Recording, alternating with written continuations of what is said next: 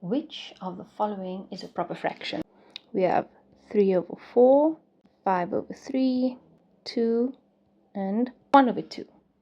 And why is it important to know the difference? Well, today we're going to look at the 3 main types of fractions you need to know for your exams.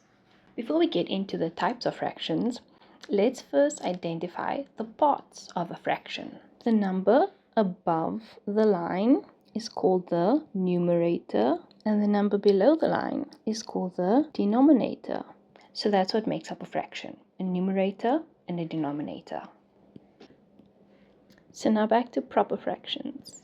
So what are proper fractions?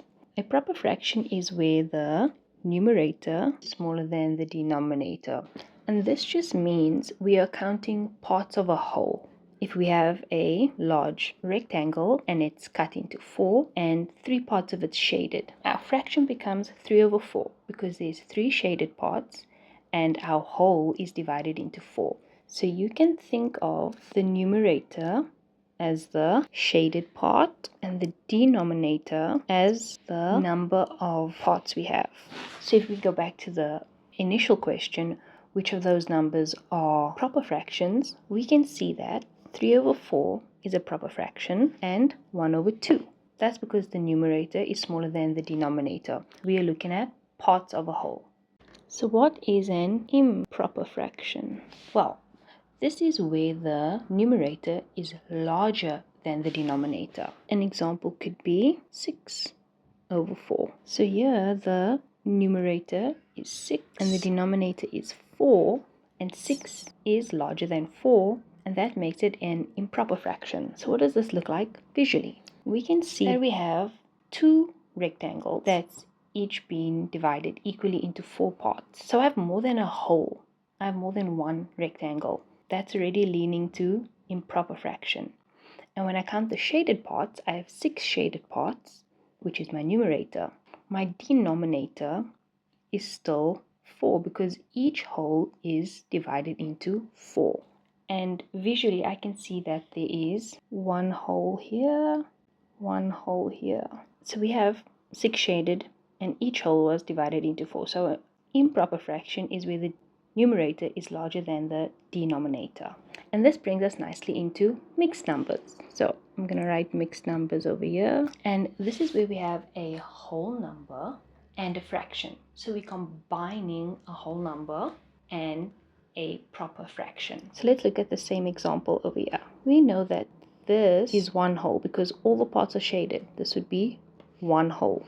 And then if we have to look at the second rectangle, we can see we have 2 shaded parts and that whole was divided into 4. And that's how we get our mixed number. We have a whole number and a proper fraction. So those are the 3 types of fractions. We have a proper fraction, an improper fraction, and mixed numbers. And we can tell the difference between them by looking at the numerator and the denominator. When our numerator is smaller than the denominator, it's a proper fraction. When our numerator is larger than our denominator, it's an improper fraction.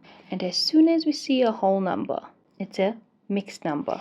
Even though the fraction that's with a mixed number is a proper fraction, because we have a whole number, it makes it a mixed number. So an improper fraction and a mixed number are always greater than 1, and proper fractions are always smaller than 1. A proper fraction, we divide a whole into parts and then we shade. So you can see I never fully shade the whole shape because it's part of a whole.